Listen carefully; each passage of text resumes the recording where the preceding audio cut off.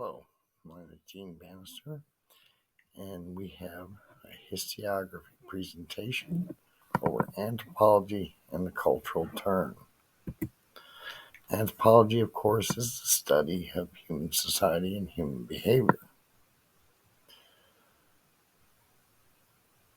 After World War II, anthropology and the field of history began to re-engage,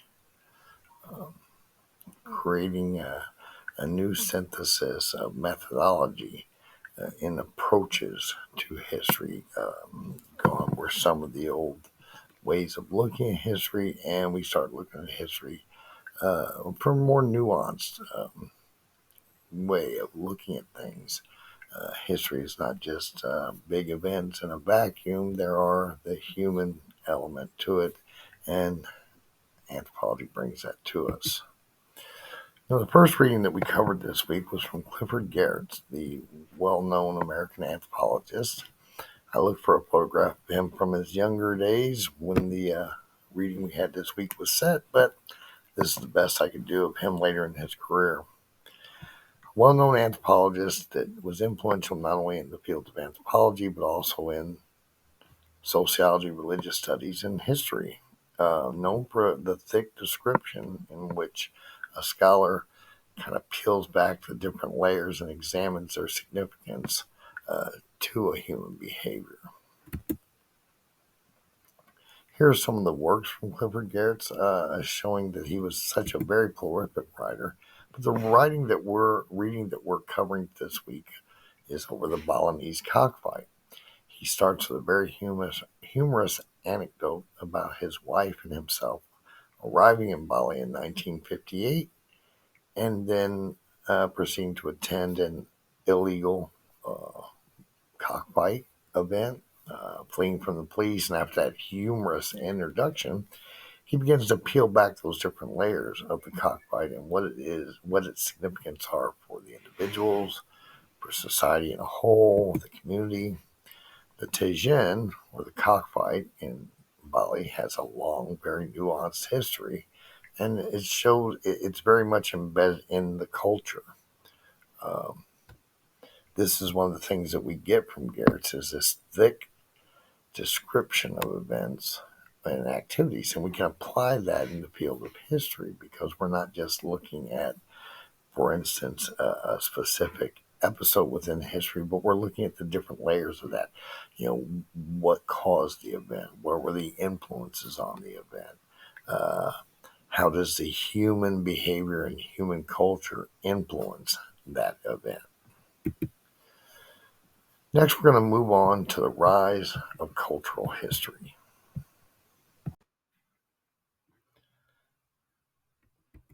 The 1980s saw a rise in cultural history, where the application of anthropological methodologies began to be applied by historians. Events in history, as we spoke about earlier, are not merely objects to be studied in a vacuum, but should be studied while taking into account the human factor of the societies in which these events happened. New questions began to be asked. Who were the people in those communities at those times? These weren't royals or the big figures in history. These were simple people. And again, this historical research is best applied like on a micro history. So going into our readings a little bit more, we're going to talk about Sonya Rose. And Sonya was professor of history and sociology and women's study at the University of Michigan before her passing. She was very into modern Britain, her research fields, gender and labor histories, history of sexuality, national identity. Here are some of the various works from her. And the reading we had was from a collection called Beyond the Cultural Turn, edited by Victoria Bonnell and Lynn Hunt. And Professor Rose explores moral discourses.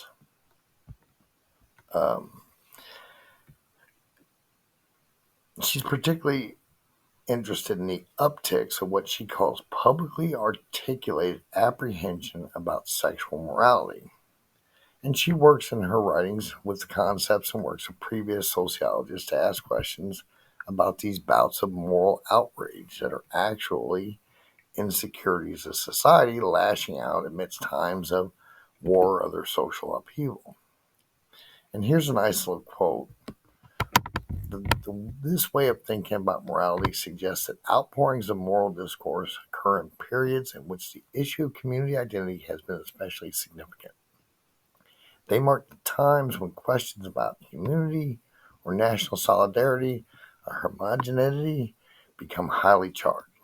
Moral discourse especially intensifies, I am suggesting, when perceptions of difference and diversity are particularly problematic. War is just such a time, but it's not the only time, and she explores that. Now we're going to shift to the works of Hawaiian-born anthropologist and historian Kaori O'Connor. She was able to combine anthropology with archaeology and history and really examined material culture and fashions and foods.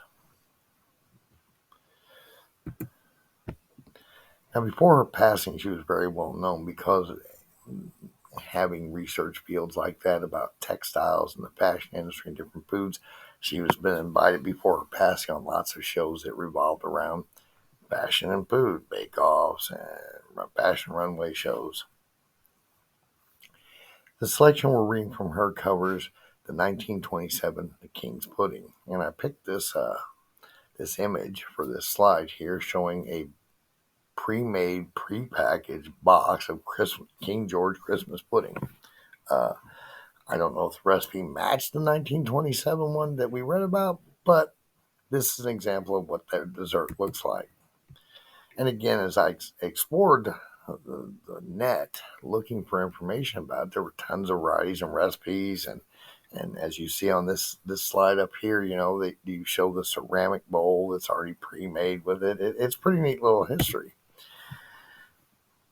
But O'Connor does more than just talk about the dessert. She explores that history, and especially that 1927 King George history recipe, King George V, because the design of it by that Empire Marketing Board was to get the British people, as you know from the reading, to buy within the empire. That means their colonial territories as well. So this food, this dessert, and there was an image I didn't share, but it showed little Prince George with his father, Prince William, and King Charles mixing the Christmas pudding from a previous Christmas.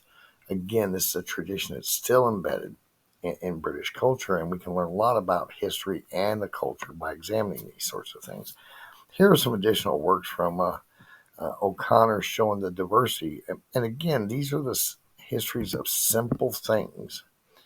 And so whether we're looking at Geertz's Cockfight or the article from Rose about moral discourse or Professor O'Connor's work with desserts, we're looking at that anthropological field to history. We're looking at digging down to different layers of that human connection with history, which is very important as we go through and as you'll see as we go on.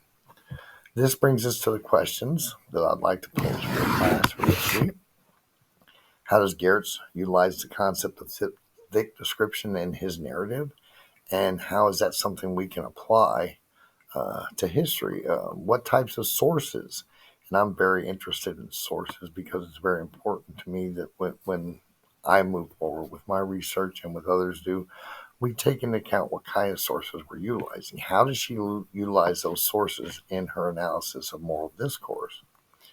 And then looking at O'Connor's article, what sources does she use? And how can those sources be used to inform scholars on an item? Of course, we can look at that with any source, but I'm looking at O'Connor's sources and what she's utilizing and how she's trying to weave that tale that shows it's not just about a dessert, but it's about those other layers within society. And how can cultural histories focus on a particular common item like O'Connor's narrative about the dessert be useful to other scholars when examining historical periods? And then finally, how can we connect the examinations of moral discourses presented by Professor Rose to the narrative produced by O'Connor? I look forward to reading your thoughts and having some discussion about this. Hope you all have a great week. Take care.